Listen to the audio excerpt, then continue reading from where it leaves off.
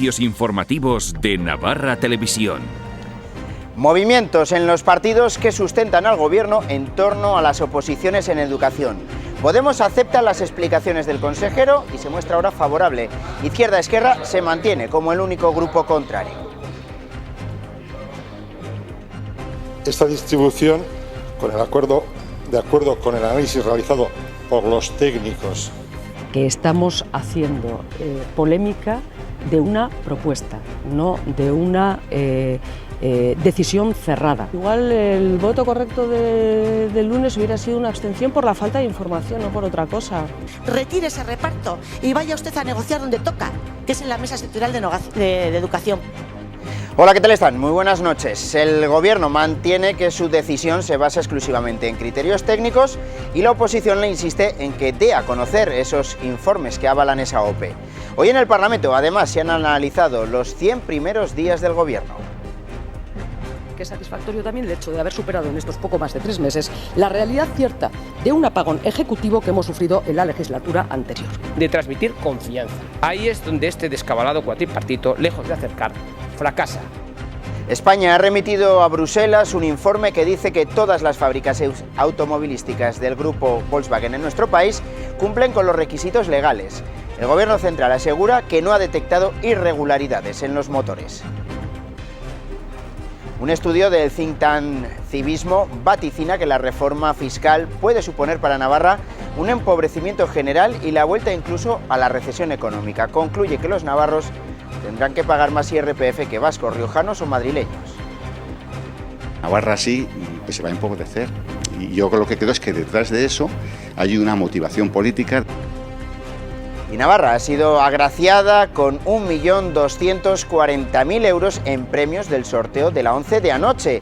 El mayor afortunado ha sido el propietario de un cupón premiado con 1 millón de euros en la zona de los valles del Pirineo. Además hay otros 96 cupones con 2.500 euros cada uno que han sido vendidos en un centro comercial situado en Pamplona.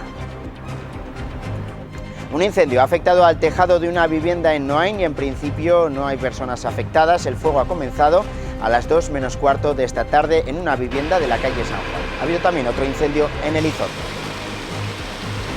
3 niños pamploneses han tenido el honor de pasear por la Plaza del Vaticano a bordo del Papamóvil. Francisco I se fijó en ellos, a los que invitó a subir al vehículo oficial. Inauguración esta mañana en Pamplona del Congreso Internacional de Comunicación organizado por la Universidad de Navarra. Ha reunido a representantes de las televisiones públicas autonómicas en busca de soluciones para los retos de estos entes en nuestro país. En deportes, en Osasuna, la buena noticia la aporta Pusco, que hoy se ha entrenado con todos después del golpe que sufrió en el último partido.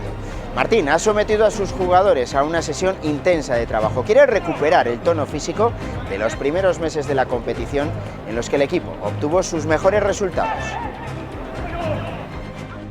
Vamos a intentar volver a lo que es el inicio de temporada, unos partidos muy físicos, muy intensos, en los que nos ha ido bien.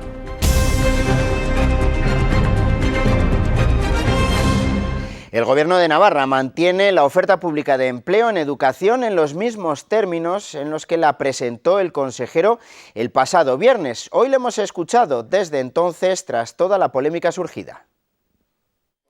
Primeras explicaciones del consejero tras la polémica surgida con la oferta pública de empleo en educación, en la que el 71% de las 320 plazas que se convocan para infantil y primaria son en euskera.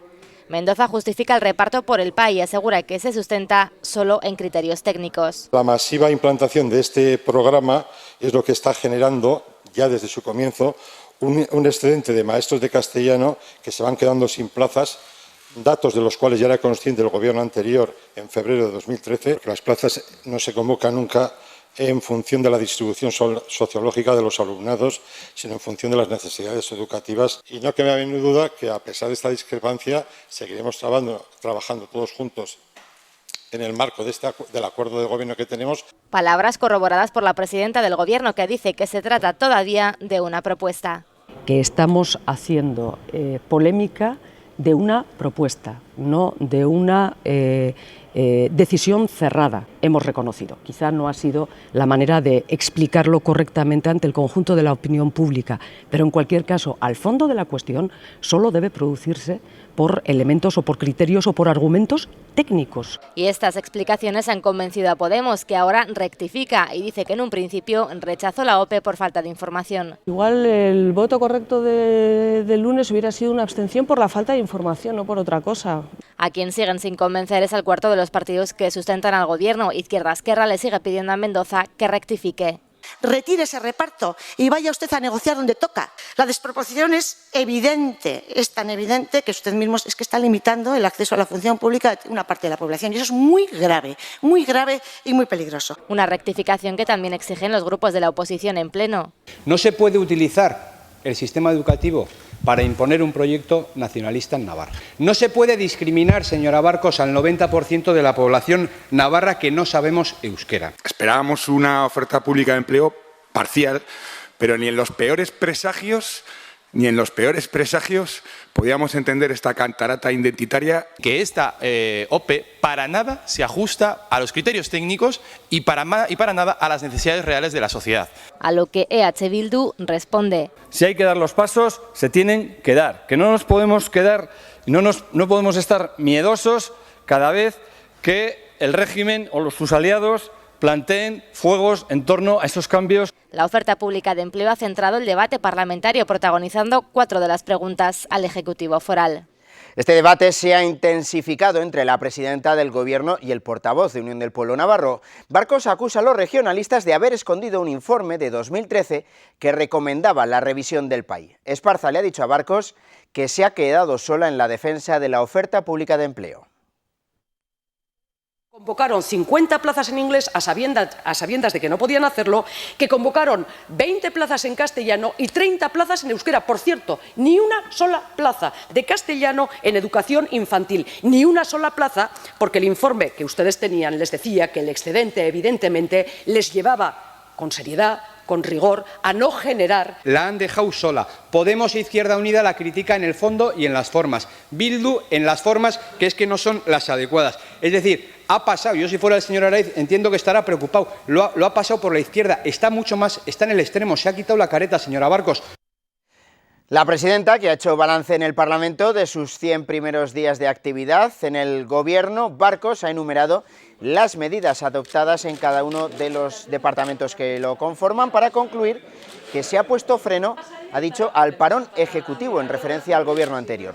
La oposición no respalda esta visión de la presidenta y le recuerdan el crecimiento del paro o medidas que entienden no responde a la necesidad de todos los navarros. Que es satisfactorio también el hecho de haber superado en estos poco más de 3 meses la realidad cierta de un apagón ejecutivo que hemos sufrido en la legislatura anterior.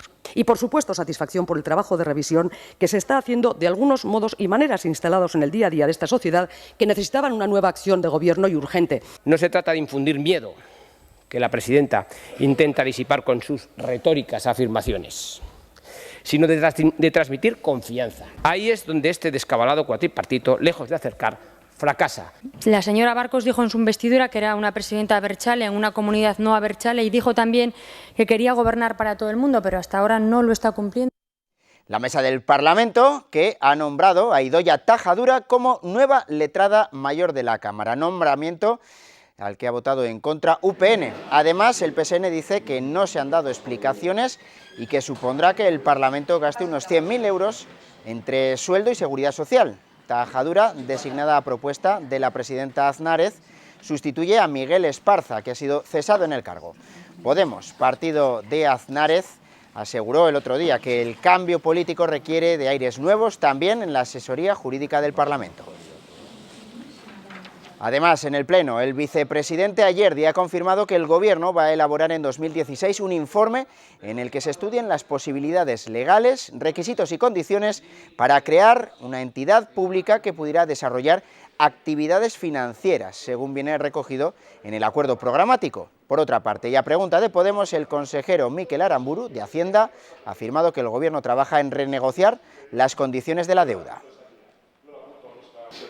El think tank Civismo acaba de publicar un informe sobre la reforma fiscal que se prepara en el Parlamento y que concluye que los navarros tendremos que pagar más IRPF en comparación a otras autonomías. El informe afirma que el Gobierno foral no ha dicho la verdad sobre la reforma.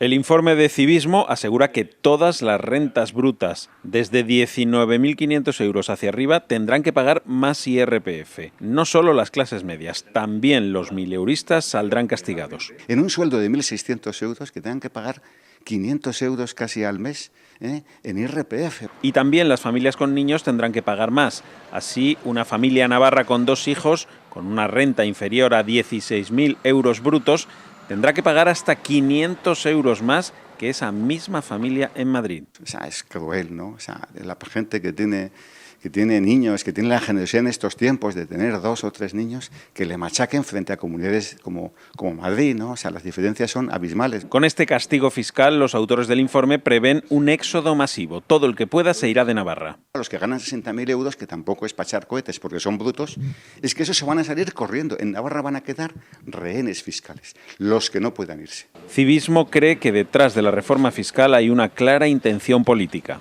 Evidentemente, Navarra sí, pues se va a empobrecer.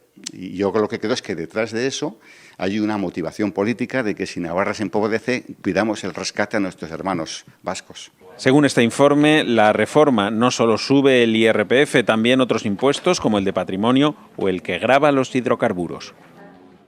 El arzobispo Francisco Pérez ha llamado a ser respetuosos con los no creyentes y asegura que la misa del Día de Navarra en honor a San Francisco Javier no va a sufrir cambios. El arzobispo ha recordado que esta misa siempre la organiza y preside el obispo y que puede acudir quien quiera en su ejecución de la libertad.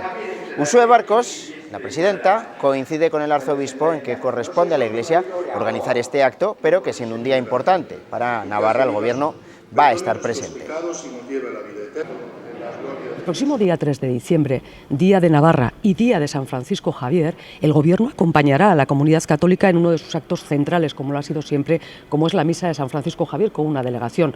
Lo que no va a hacer este Gobierno es organizar actos que corresponden, que competen, en este caso, a la Iglesia Católica. Y así, además, lo hemos hablado hacía tiempo con el arzobispado, con quien hemos mantenido en esto una posición absolutamente acordada y cercana, y por lo tanto, en aquellos actos que corresponden organizar, en este caso a la Iglesia Católica, pero en cualquier confesión y que entendamos son día importante, día de celebración, día de encuentro, el Gobierno estará, claro.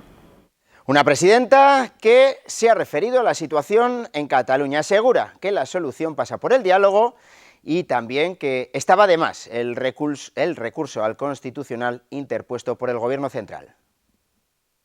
El recurso al Constitucional en este sentido nos parece que estaba de más. Había margen, hay margen, como digo, para vehicular todo tipo de posicionamientos políticos, en este caso el del Parlamento de Cataluña, por la vía del diálogo político. Es la apuesta que entendemos responde mejor a la resolución, como digo, al encauzamiento de asuntos sobre todo de esta envergadura. Se ha optado por la vía judicial, se hizo incluso antes de la resolución, con un pronunciamiento, quiero recordar, del Constitucional negándose a paralizar el pleno en cuestión, pero bien. Tampoco en la segunda votación Artur Mas ha conseguido investirse presidente de Cataluña. Necesita los votos de las CUP, que siguen pidiendo a Junts pel Sí que cambie de candidato. Mismo candidato Artur Mas, mismo voto de la CUP. No.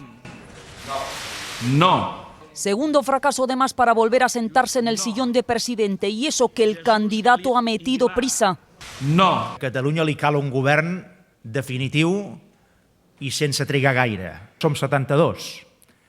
Bé, doncs ho hem de demostrar, però no només amb discursos. Ho hem de demostrar per la via dels fets. Y ha hecho todas las concesiones posibles. Someterse a una cuestión de confianza en 10 meses. Si el govern no supera la qüestió de confiança que presenta voluntàriament, automàticament el president o presidenta cessen. I cal investir un nou president. O ser presidente con menos poder. Seria una presidència amb totes les seves funcions, però en part compartides amb aquestes 3 persones que presidirien cada una d'aquestes 3 àrees. Esos 3 vicepresidentes serían Junqueras, Romeva y Neus Munté, pero ni por esas, nada más salir, Antonio Baños le ha dicho que no. La CUP Crida Constituent votarà que no a la candidatura d'Artur Mas. Hi ha una solució molt senzilla, vull dir, i és la del nom. Si haguéssim proposat un altre nom, tindríem acord. Miren la cara de Mas, todo un poema. Eso sí, hoy el no de la CUP es menos rotundo. És un no, però és un no tranquil.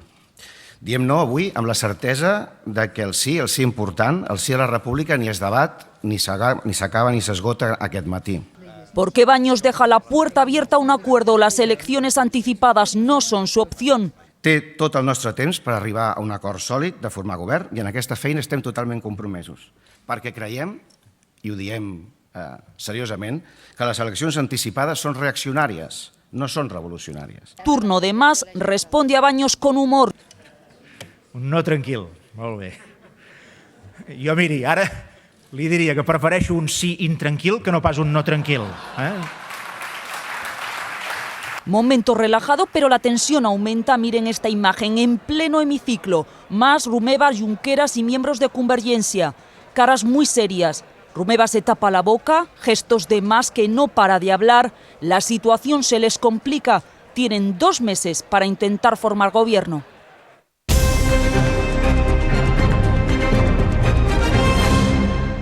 Este incendio ha afectado al tejado de una vivienda en Noain. No hay personas afectadas. El fuego comenzaba a las 2 menos cuarto de esta tarde en una vivienda de la calle San Juan, a la altura del número 16, y allí han tenido que ser desalojados los vecinos. También se ha declarado un fuego en la localidad de Elizondo en esta tarde. El Gobierno español ha asegurado hoy ante la Comisión Europea que no ha detectado irregularidades como las localizadas en automóviles de Volkswagen que permitían eludir los controles de emisiones de dióxido de carbono. En una carta enviada a Bruselas afirman que no tienen constancia de que se haya dado este tipo de irregularidades. Las autoridades españolas añaden que todas las fábricas automovilísticas en territorio español del grupo Volkswagen cumplen con los requisitos legales. La obra social La Caixa ha destinado 13 millones de euros en Navarra a lo largo de este año, 1 millón más que en 2014. De esta cantidad, el 70% se destina a programas sociales y asistenciales. Entre las últimas actuaciones se encuentra, por ejemplo, la exposición de esculturas de Henry Moore en el Paseo de Sarasate o la reforma del claustro de la Catedral de Tudela. A nivel nacional, la Fundación ha destinado a su obra social, por 8º año consecutivo, un presupuesto de 500 millones de euros. Las principales líneas de actuación de nuestra obra social fundamentalmente son, lógicamente, el desempleo, la lucha contra la exclusión o el acceso a una vivienda, la inserción sociolaboral, la ayuda a la infancia, la ayuda a personas de enfermos avanzados y otro tipo de actuaciones que llevan, como decía antes, más del 67% de la inversión. Jornadas por la Igualdad en Madrid, reunión en la que se ha analizado el papel de los menores que se ven involucrados en la violencia de género con el objetivo de sensibilizar y formar a la ciudadanía en la violencia hacia las mujeres y también hacia sus hijos e hijas. Detrás de las víctimas de violencia de género también están ellos, los olvidados, niños que no solo la presencian, sino que también la sufren. En la última década han muerto asesinados por sus papás 42 niños. Datos estremecedores a los que hay que sumar que más del 66% de las mujeres víctimas de maltrato afirman que sus hijos lo han presenciado. Sabemos que las secuelas a nivel emocional, a nivel académico, a nivel de interacción con los seres humanos, a nivel cognitivo, son terribles. Que vienen de esta misma trayectoria de situación de violencia de la que vienen sus madres. Aunque estén reconocidos ya como víctimas directas en las recientes modificaciones legales, son muchos los colectivos que piden más para estos menores. Además de estudios sobre cómo les afecta, piden formación para saber tratarlos y que los jueces sean más sensibles con el régimen de visitas. Muchos de ellos reproducen patrones bien violentos o bien extremadamente protectores, asumen un papel protector. Las conclusiones a las que llegan los expertos están claras, queda mucho por hacer para salvarlos, porque la violencia de género no solo les deja huérfanos, también les traumatiza y trastorna de por vida.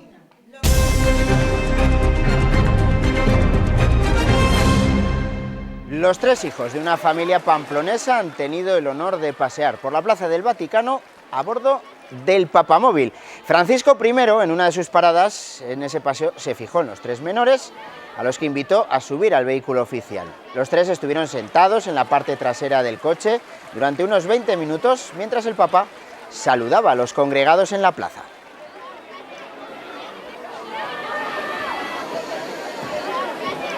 Oyer Lacunza, Andrea Irisarri, la Asociación Johar y Fundación Ilundain Arizberri han sido distinguidos con los galardones de juventud que se van a entregar el 1 de diciembre. Oyer Lacunza va a recibir este premio al valor joven, Andrea Irisarri el galardón al valor joven solidario, la Asociación Johar distinguida por su participación social, mientras que la Fundación Ilundain cuenta con el premio a la entidad o institución. Estos premios simbolizan el reconocimiento social a la labor de los premiados mediante un diploma acreditativo y la invitación para asistir a actos oficiales del Gobierno. El sorteo especial el 11 de la 11 que se celebró anoche ha repartido en Navarra 1.240.000 euros en premios. El mayor afortunado ha sido el propietario de un cupón premiado con 1 millón de euros en la zona del Pirineo. Además hay otros 96 cupones con 2.500 euros cada uno que se han vendido en este centro comercial situado entre Pamplona y Barañáin. De momento se desconoce quién es el afortunado ganador de ese 1 millón de euros. Sí se sabe que el cupón se repartió a través de un vendedor ambulante de la ONCE que recorre cada semana el Valle del Roncal, el de Erros, Salazar o Roncesvalles. 83 años después, el Club La Reina podría dejar de ser un club solo para hombres. Aunque con la nueva directiva se ha permitido entrar como usuarias a las mujeres, estas nunca han podido hacerse socias. La Reina nació siguiendo la estela de los clubes ingleses que solo permitían la entrada a los hombres. Esa es su esencia y poco han cambiado las cosas en 83 años. Con la entrada de la nueva directiva se permitió el acceso a las mujeres, pero sin derecho a hacerse socias. En el fundador estuvo muchos años en Inglaterra y luego cuando vino a Pamplona otra vez trajo la idea del club inglés. Ahora el club podría cambiar su filosofía y abrirse a la igualdad. La directiva considera que el club debe adecuarse a la sociedad y permitir la entrada a las mujeres. Bueno, pues este cambio, pues como todo, pues la sociedad va evolucionando y creemos que estamos un poco fuera de lo que es el contexto de la actualidad. No, hoy en día no tiene mucho sentido un club deportivo donde no se pueden hacer las mujeres socias, ¿no? Pues oye, hoy de forma que está la vida, pues me parece estupendo. Voy a votar posiblemente que sí, pero todas excepto las nuestras. Eso es mi voto, pero no sé si será lo normal, ¿eh? Todo lo que sea bien para la piscina es extraordinario para los socios. Que nos parece bien, que además ya están viniendo mujeres hace ya un par de años. Estas sociedades deportivas están todas en crisis y les faltan socios. Ahora nosotros, como éramos aquí solo hombres, pues lo que nos falta es que vengan nuestras mujeres, pero no querrán venir seguramente. De los cerca de 1.200 socios actuales, 900 tienen derecho a voto. Si la propuesta sale adelante, podrían aumentar hasta 1.700 socios. Por un lado ilusionado, porque yo pienso que es un paso adelante para el club, porque eso nos va a permitir también no solo hacer la figura deportiva de la sociedad, sino también invertir más en el club. Queremos ser un club pequeño y familiar. Somos 1.200 socios, nosotros calculamos que con 1.700, 1.800 socios cerraríamos la entrada al club. ¿Qué queremos? Pues que estos socios pues que sean ahora. La votación se realizará este domingo. El Tribunal Superior de Justicia de Navarra ha confirmado el acuerdo adoptado por el Ayuntamiento de Pamplona por el que se aprobó la gestión directa de 3 centros de educación infantil Hello. Entienden que existen razones para defender la gestión directa como indirecta de las escuelas infantiles, ya que ambas vienen avaladas por distintos informes, de manera que es competencia del Pleno del Ayuntamiento la elección de uno u otro modelo. La Cámara de Comptos ha afirmado que el Ayuntamiento de Barañáin ha cumplido en 2014 con los requisitos de estabilidad presupuestaria y que la actividad económica del consistorio se ha desarrollado de acuerdo a la normativa vigente. El informe señala también que el año pasado el Ayuntamiento gastó 15 millones e ingresó 18. El capítulo de gasto, el más importante, correspondió a personal con más de 7 millones de euros. Y en Tudela esperan dar en breve una solución al polémico Camino del Instituto, una vía privada, propiedad de los regantes, que se ha convertido en un acceso principal a la capital ribera. turismos de vecinos y trabajadores que acceden a los polígonos, ambulancias procedentes del cercano Hospital Reina Sofía, autobuses y tractores de esta zona agrícola de Tudela pueblan a diario esta carretera conocida como el Camino del Instituto. Su densidad de tráfico provoca en el asfalto continuamente grandes y peligrosos socavones que cada cierto tiempo son parcheados. Por aquí acceden a diario desde la autovía A68 al Instituto Benjamín de Tudela parte de sus 1.400 alumnos y un centenar de profesores. Ya han vivido algún pequeño susto. Un compañero le ha tocado pues que las ruedas le ha pinchado, ha metido el socavón, etcétera, ¿no? La verdad, después de tantos años pues ha cundido un poco el desánimo, y el comentario que solemos hacer en Corrillos pues es que desgraciadamente igual se toman medidas el día que pase algo. Los desacuerdos entre el Ayuntamiento y la Comunidad de Regantes de Huertas Mayores, propietaria de este camino particular, sobre quién debe pagar los daños en los vehículos, llevó a ambos a colocarse en 2 carteles de advertencia para eludir su responsabilidad. Ahora está en manos del Gobierno foral decidir si se cierra el acceso al camino desde la autovía o, como pide el Ayuntamiento, lo convierte en una nueva entrada a la ciudad. Para este negocio de jardinería ubicado en el propio camino, su cierre sería nefasto porque perdería clientela. Nosotros nos perjudica muchísimo. En la autovía hay una entrada y una salida para este camino especialmente, y que ahora de buenas a primera pues lo corten, pues la verdad es que no. Es una vía que según los forales tiene más entrada que la de Tarazona. Además, aseguran que si cierran su acceso desde la autovía, se colapsarían otras vías de la capital ribera. Cuando cortaron para reparaciones y limpieza de esto, de arcenes y eso, pues se preparaban unos discos a las horas puntas, y eso creo que lo deben de tener en cuenta. El que los autobuses puedan acceder, como tradicionalmente lo hacen por este camino directamente desde la autovía, pues lógicamente evita rodeos, es mucho más práctico y tal, ¿no? Tudela lo iba a notar, seguramente caeríamos en un colapso. El Ayuntamiento baraja una última opción, unir el vial de Huertas Mayores con la carretera de Tarazona, pero presenta complicaciones presupuestarias. Y la niebla, que sigue resistiéndose a abandonarnos en localidades como Tudela, no han visto el sol desde el pasado fin de semana, o lo han visto muy poco. Además, se trata de una niebla que moja a los viandantes, de ahí que muchos hayan utilizado paraguas o gorros para resguardarse. La sensación de frío es mayor a causa de la humedad. Esta situación comienza a incomodar a los riberos, cambia mañana según las previsiones, con la llegada del cierzo que se va a llevar esta neblina, dejando paso a la luz del sol. Bueno, llevamos muchos días, la verdad que sí, y moja mucho y hace frío. Llevamos 3, me parece, seguidos, pero así, como ahora, echando agua y agua. Luego esperemos que este tiempo sea para que luego en verano haga bueno. Hasta que no me va por lo menos el cierzo. Aquí tenemos tiempo bastante. Casi cada año siempre hay pues esta niebla, le cuesta mucho marcharse. El caso es que sales después de aquí a Cintruénigo por aquí y desaparece. Apetece ver el sol, claro que sí, porque eso nos calienta el cuerpo y nos da vida. Representantes de los principales medios de comunicación públicos de las diferentes comunidades españolas han asistido al 30º Congreso Internacional de Comunicación que organiza la Universidad de Navarra, un encuentro en el que se han abordado los principales retos de las televisiones públicas. Estructura, financiación, contenidos y sobre todo audiencia centran todas las miradas y conversaciones de este congreso sobre las televisiones autonómicas públicas que perduran, no sin esfuerzo, en un contexto de dificultades económicas y cambios estructurales. La situación era muy alarmante, con un nuevo desplazamiento de los sistemas de televisión tradicionales en TDT por las operadoras teleco. Y desde el punto de vista regulatorio quiero llamar la atención sobre una necesaria, en mi opinión, modificación de la vigente Ley General de Comunicación Audiovisual de 2010, que ha quedado, en mi opinión, absolutamente superada. El sector audiovisual está desde hace unos años atravesando una doble crisis de carácter económico y de carácter tecnológico. Nos ha llevado a una forma de consumo que yo, más que fragmentación, creo que podríamos hablar de atomización de la audiencia. Las televisiones públicas que han soportado el envite de la crisis continúan con su particular carrera de obstáculos a la que a veces arrastran a sus audiencias y auguran una senda de continuos cambios. Y un punto de prudencia porque tenemos experiencias relativamente recientes también que nos prometían paraísos en las nuevas formas de consumo y luego la realidad no acabó de cumplir estas expectativas. En estos momentos la TDT como tal está en fase de extinción por la información que tenemos.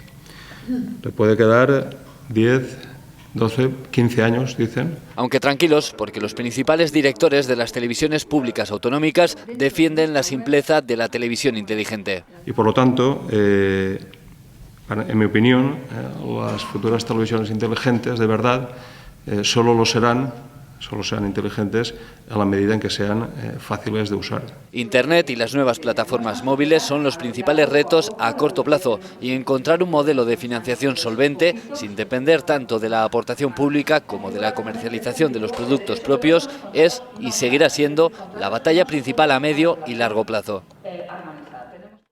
Creímos en ti cuando montaste tu propia empresa. Creímos en los frutos de tu negocio. Creímos en ti cuando apostaste por tu profesión. En Caja Rural de Navarra seguimos dando crédito a particulares, autónomos, empresas, emprendedores e instituciones. Porque nunca hemos dejado de creer en ti. Caja Rural de Navarra.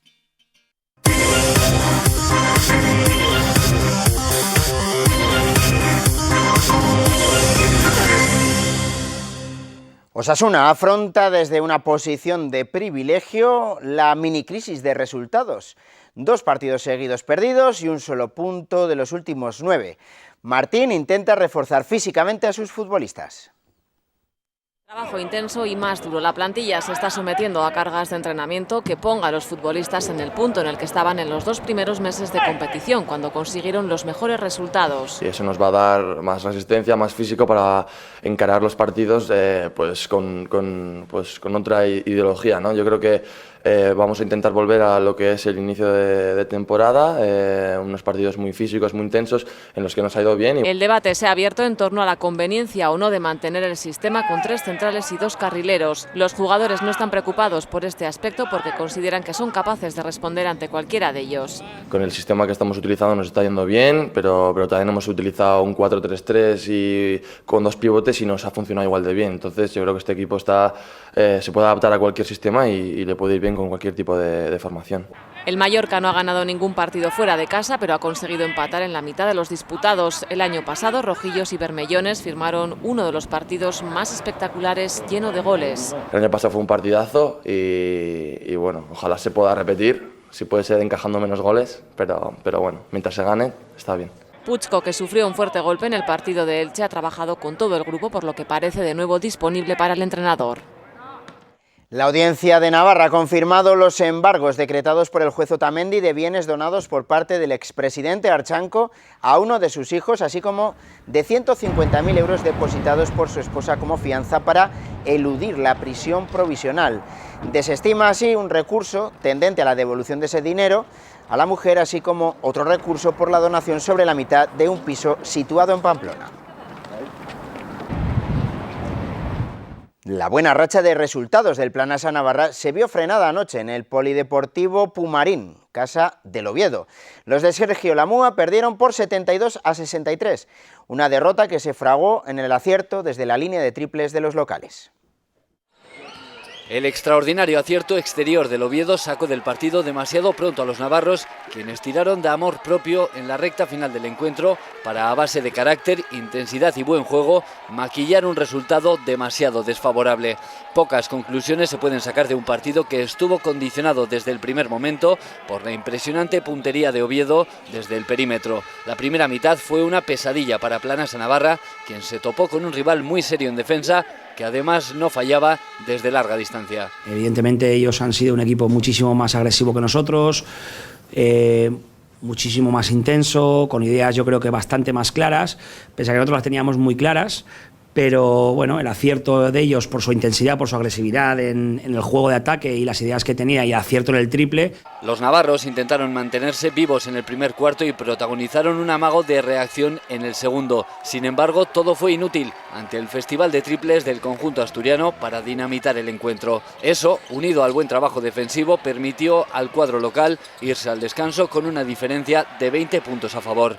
Los minutos finales, no obstante, sirvieron para ver al Planasa Navarra de verdad, ese que defiende con intensidad y es capaz de anotar con facilidad al mover el balón con criterio para encontrar los espacios. Era demasiado tarde para dar un susto, pero al menos ese buen trabajo sirvió para reconducir el marcador y dejar la derrota en solo 9 puntos. El equipo verde tratará de retomar la senda del triunfo este domingo en el pabellón Anaitasuna ante el Cáceres. Creímos en ti cuando montaste tu propia empresa. Creímos en los frutos de tu negocio. Creímos en ti cuando apostaste por tu profesión. En Caja Rural de Navarra seguimos dando crédito a particulares, autónomos, empresas, emprendedores e instituciones. Porque nunca hemos dejado de creer en ti. Caja Rural de Navarra. La actriz Cayetana Guillén Cuervo regresa a Baluarte este domingo 15 de noviembre para interpretar uno de los grandes retos de su carrera, el papel de Edda Gabler, una de las grandes heroínas del dramaturgo noruego Henrik Ibsen, que resultó incomprendida y rechazada en su tiempo. Se desarrolla un retrato realista de la alta sociedad de finales del siglo XIX a través de una mujer que se va destruyendo a sí misma. Es un personaje que no sale de escena y eso significa pues un arco dramático que va...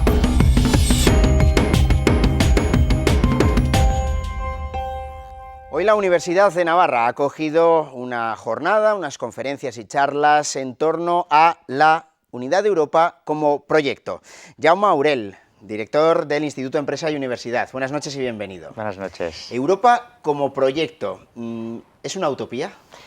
Bueno, de esto precisamente ha tratado la jornada del Instituto Empresa y Humanismo, que de hecho, bueno, los últimos acontecimientos, básicamente la posibilidad de que Grecia quedara fuera del euro y la crisis de los refugiados, han planteado si realmente Europa es viable o no como proyecto. Hasta ahora todos estamos pues bastante satisfechos de cómo ha funcionado el euro como moneda, de las ventajas que nos ha pues traído Europa, pero lo que hay que preguntarse es si realmente nos interesa y si es bueno pues que haya un proyecto de Europa duradero más allá de las concreciones o de las ventajas económicas que pueda haber, ¿no? Sino un proyecto más cultural. Entiendo que al fin y al cabo cada Estado vela por sus intereses más que por un interés común de todos los países que conforman la Unión Europea. Efectivamente. ¿Ese es el mayor obstáculo? Sí, de hecho hemos también hablado en la jornada de que uno de los problemas que hay es que junto a la globalización que estamos experimentando estos últimos decenios, también hay un particularismo mayor y a veces los estados están haciendo como de barrera para que no se produzca este proyecto mayor y quizá yo diría como con más magnanimidad, ¿no? Que puede ser Europa. ¿Faltan voces que pongan unidad a Europa? ¿Voces en el exterior que den un papel como puede tener pues, Estados Unidos, que tiene una sola voz? Claro. ¿Falta algo así?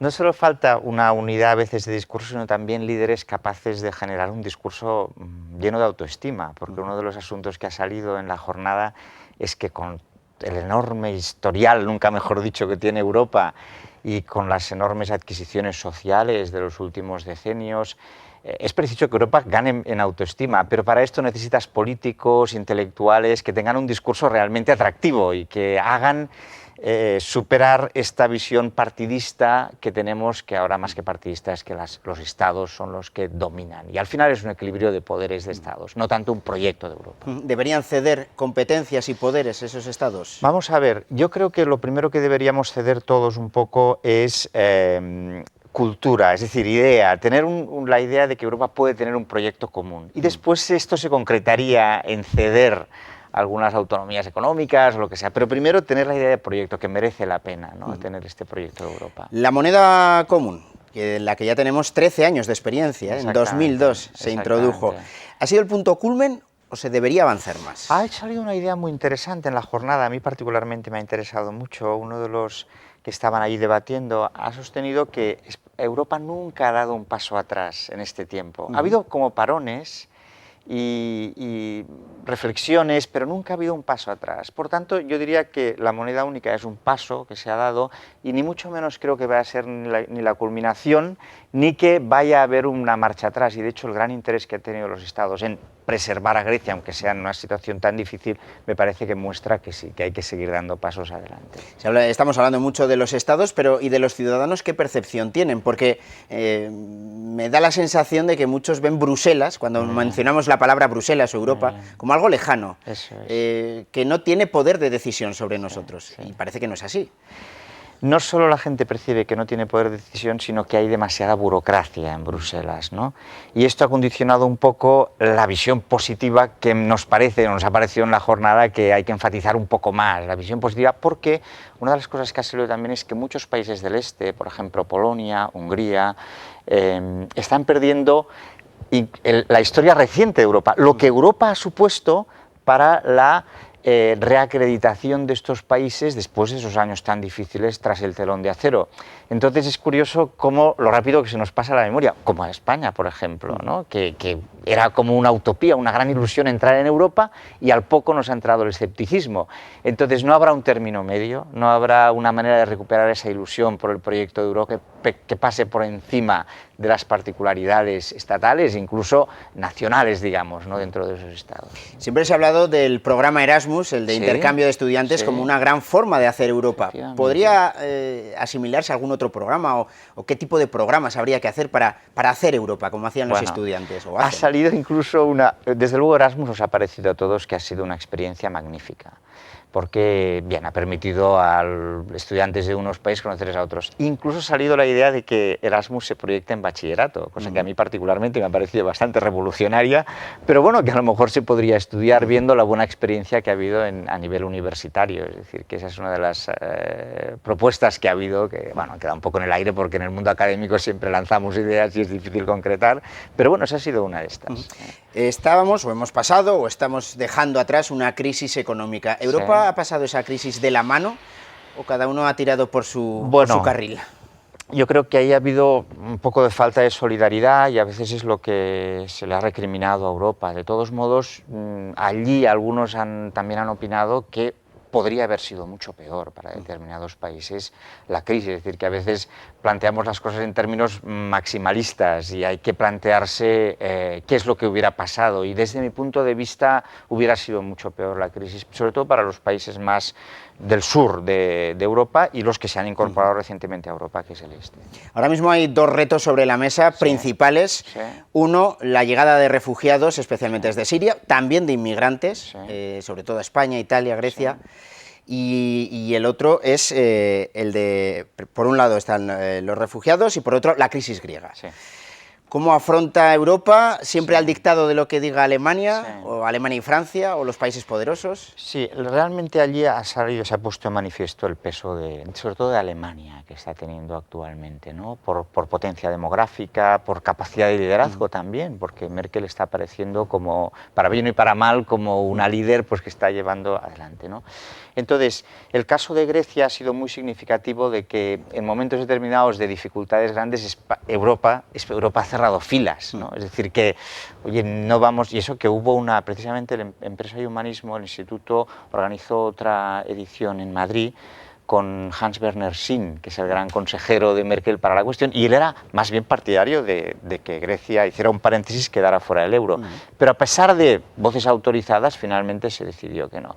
Y con los refugiados me parece que está pasando lo mismo. Hay grandes dificultades, pero finalmente también tenemos la esperanza de que Europa cierre filas y esto de algún modo aumentará la solidaridad de los países. Ha salido, si me permites, un asunto muy interesante, que es, para Europa es un reto que esta gente, los refugiados, se asimilen en la cultura europea. Es un reto porque finalmente la inmigración siempre va a estar allí. Precisamente la salud de Europa se demuestra en que es un lugar de inmigración, ¿no?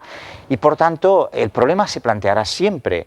¿Qué capacidad tenemos los europeos para hacer que esas personas, sin perder su identidad, asimilen? Y por tanto es un reto, lo vemos más como un reto, evidentemente es una dificultad, pero es un reto muy interesante para Europa el que se plantea ahora. Gran Bretaña también plantea otro reto, no ha estado nunca en el euro y ahora además se va a plantear si a través de un referéndum permanece en la Unión Europea. Y estamos hablando de uno de los grandes países que la forman. Claro. ¿Cómo afrontamos este problema? Esto no ha salido específicamente en la jornada, pero sí que ha salido indirectamente porque finalmente la idea es que nos escuchemos todos unos más a otros, ¿no? Es decir, que Inglaterra está planteando, Gran Bretaña, unas mejoras. Y el reto también es escucharlas, es decir, no decir solo, bueno, estos son unos euroescépticos y bueno, que se vayan ya, sino ese esfuerzo de Europa de siempre, que es verdad que es un poco cansino, porque siempre estás haciendo el esfuerzo de integrar a todos, pero se ha optado mucho por la extensión, porque últimamente Europa ha crecido mucho, y por tanto esto tiene un precio, pero es un precio que nos parecía en las jornadas que merece la pena correr ese riesgo y correr ese esfuerzo de intentar integrar a todos, ¿no? Una de las charlas se titulaba Patriotismo en Europa. Sí, señor. No es algo que estemos acostumbrados, no lo hemos visto. Yo apenas lo he visto quizás en alguna competición deportiva que se juega como europeos y sí, bueno, se hace un poco de patriotismo europeo y se enseña la bandera europea porque, bueno, se está compitiendo contra Estados Unidos y, bueno, en esa lucha de fuerzas. Pero ¿hay un patriotismo europeo? ¿Existe? ¿Alguien saldría con la bandera europea como propia, como suya, a defenderla, como hace con otras banderas o con otros símbolos? Sí, nosotros éramos un poco allí los que estábamos debatiendo el asunto un poco escépticos al respecto, pero al mismo tiempo lo veíamos como un punto deseable, es decir, ¿por qué, igual que uno ama su ciudad, lo que considera su región, nación, estado, lo que sea, ¿por qué no podemos ir dando pasos en ese patriotismo europeo? Claro que la misma palabra era un poco provocadora, el concepto patriotismo también tiene resonancias históricas, pero nos parece que sí, que se le dé la forma que se le dé al concepto patriotismo, nos parece que habría que ir avanzando en ese patriotismo europeo. Mucho habla de Europa también estos días en España, precisamente por el problema catalán, por ese secesionismo que se quieren separar. Parece que desde las instituciones le dicen, bueno, si hay independencia no estarás dentro. Ellos quieren la independencia, pero no salirse de Europa, porque Europa tiene ventajas para todos aquellos que la conforman. Efectivamente.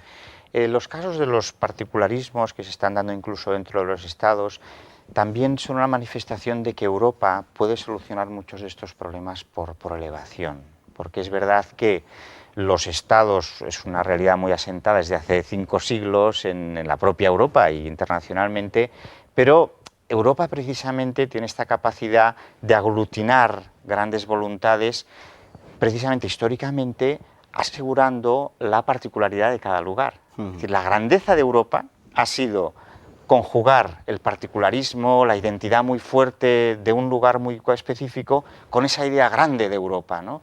Que realmente nos guste o no, y más bien desde luego nos gusta, desde que se ha puesto en funcionamiento Europa, no ha habido ninguna guerra dentro de Europa propiamente. Esto es una de las cosas que nos parecía importante reseñar, ¿no? Que los grandes padres de Europa, Adenauer, Gasperi, pues consiguieron al menos esa unidad, ¿no? De Europa más allá de las guerras. Pues Jaume Aurel, le agradecemos mucho su presencia esta noche para hablar de este proyecto común que se llama Europa. Gracias por habernos acompañado.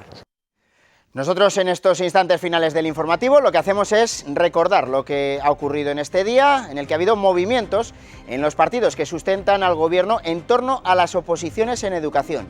Podemos acepta las explicaciones del consejero y se muestra favorable. Izquierda Esquerra se mantiene ahora como el único grupo contrario.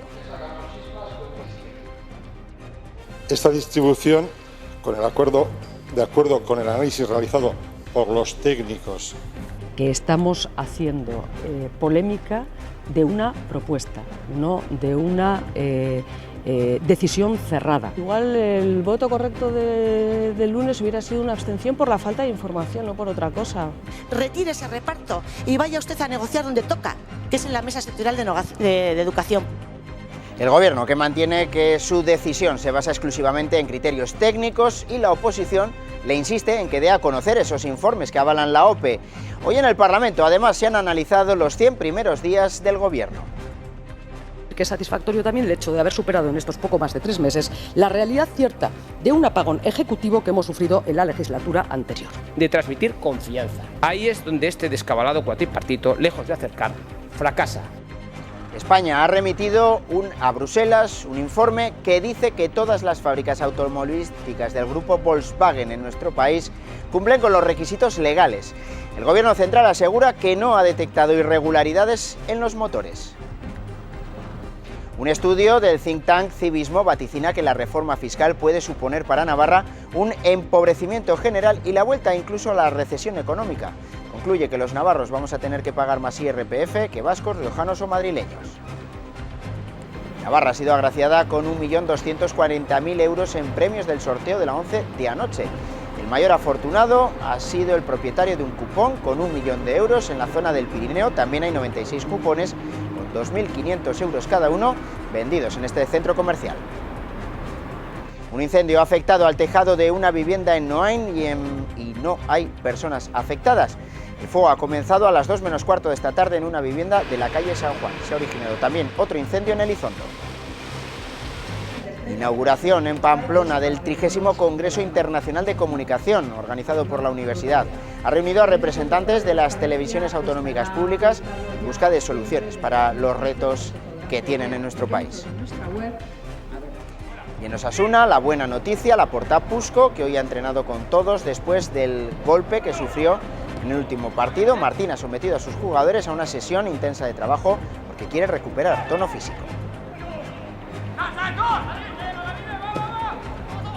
Y hoy nos vamos hablando de gastronomía y dándole la enhorabuena al restaurante Abaco de Guarte, que se ha llevado el premio a la tapa más vanguardista en el 11º concurso nacional de pinchos y tapas que se ha celebrado en Valladolid. Así nos vamos. Mañana a las 2 más noticias. Buenas noches.